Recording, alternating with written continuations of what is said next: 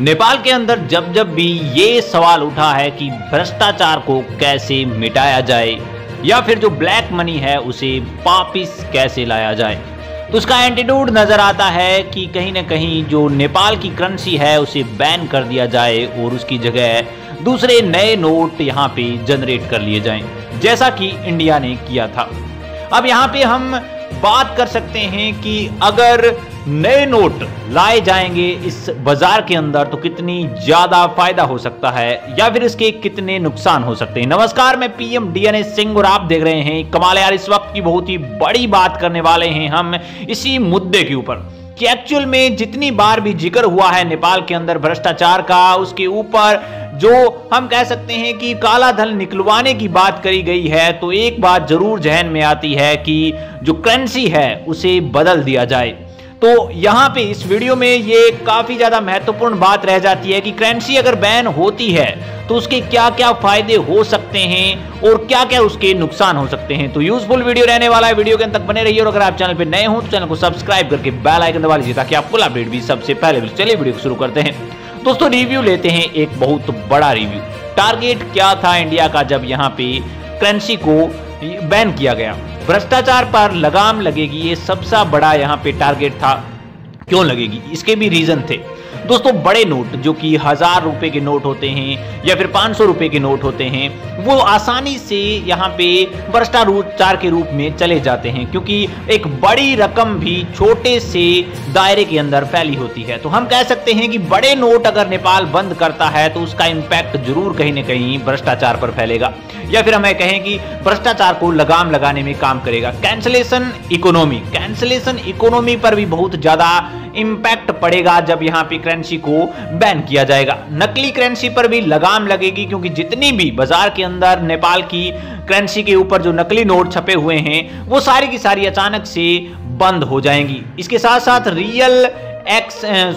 Real estate sector होगा पारदर्शी। जो भी यहाँ पे जीडीपी का एरिया कह सकते हैं या फिर जो जितने भी सिस्टम चल रहे हैं उसके अंदर पारदर्शिता देखने को मिलेगी और हमें पता चलेगा कि एक्चुअल में इसकी इकोनॉमी कितनी है, इनकम कितनी है।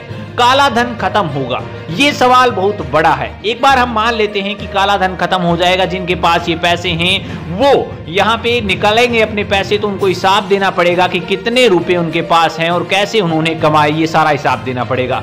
बंद होगी समांतर इकोनॉमी, ये भी एक बड़ा इंपैक्ट है। बढ़ेगा टैक्स बेसिस के ऊपर बहुत ज्यादा इंपैक्ट पड़ेगा। तो नेपाल का अगर टैक्स बेस बढ़ेगा तो इससे स्पष्ट रूप से उसकी इकोनॉमी पर फायदा हो सकता है। फाइनेंशियल सेविंग में होगा इजाफा, ये भी एक बहुत बड़ा फैक्टर होता है। अगर किसी भी कॉमन मैन की फाइनेंशियल सेक्टर में यानी कि इकोनॉमी में बढ़ोतरी होती है तो देश को ग्रोथ करने में बहुत ज्यादा आसानी हो जाती है। बैंकों की कमाई जरूर बढ़ेगी क्योंकि अगर नोट बंद होते हैं नेपाल के अंदर तो कहीं ना कहीं लोगों को एक्सचेंज करवाना पड़ेगा, ट्रांजैक्शन सबसे ज्यादा होंगे, जिसके कारण बैंकों की कमाई बहुत ज्यादा बढ़ जाएगी। सस्ता हो जाएगा कर्ज। क्या ये सही बात लग रही है आपको? कर्ज सस्ता इसलिए हो सकता है अगर काला धन बहुत मात्रा में यहाँ पे आ जाए देश के अंदर, तो ये एक बहुत बड़ा फैक्टर है। अब यहाँ पे जो चीजें इससे कहीं ना कहीं नुकसान में जा सकती हैं या फिर हम ऐसे कहें कि इसके घाटे क्या हो सकते हैं, तो सबसे बड़ा घाटा जीडीपी का है। दोस्तों, इतनी बड़ी करेंसी को बंद करना और उसके बाद दोबारा से चलाना, यहाँ पे जीडीपी पर इंपैक्ट पड़ेगा। लोग अस्त व्यस्त हो जाएंगे, लोगों का काम कहीं ना कहीं रुका रह जाएगा।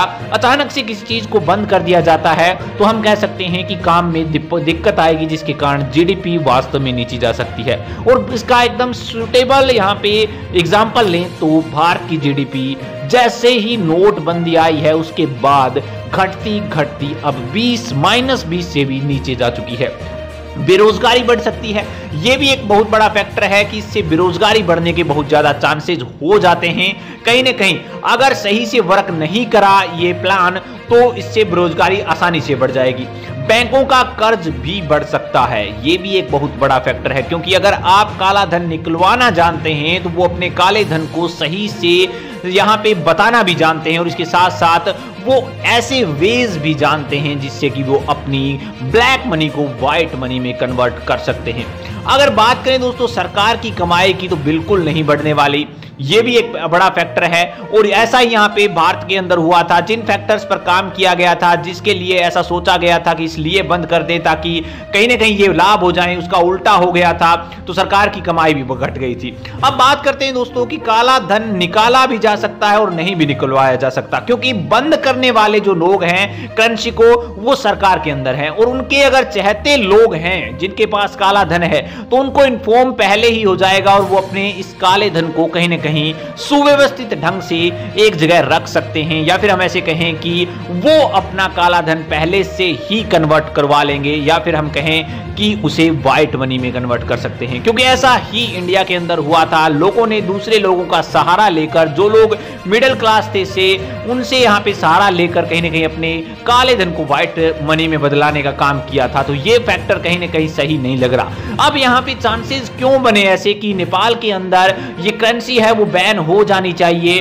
तो अच्छा होगा? इसका रीजन ये है दोस्तों कि नेपाल के बहुत सारे रुपए, ऐसे कहें कि 36 ट्रिलियन रुपीस जो कि नेपाल से बाहर हैं, और वो भी एक यहां पे हम कह सकते हैं कि पर्टिकुलर हैंड्स के अंदर, तो इतने रुपए बाहर गए कैसे, ये एक बहुत बड़ा सवाल उठता है। और दूसरी बड़ी बात ये कि इतने रुपए उन्होंने कमाए कैसे, जो कि पर्टिकुलर कुछ एक लोगों के हैंड्स के अंदर हैं इतने रुपए। जो रुपए वापस निकलवा लिए जाएं तो नेपाल की काया पलट हो सकती है, नेपाल अचानक से डेवलपिंग कंट्री से डेवलप्ड कंट्री में बदलते देर नहीं लगेगी। लेकिन यहाँ पे नोटबंदी मुझे कहीं ना कहीं सही नहीं लगती, क्योंकि भारत ने ऐसा आजमा के देख लिया है और उसका कोई भी फायदा हमें दिखाई नहीं दिया था।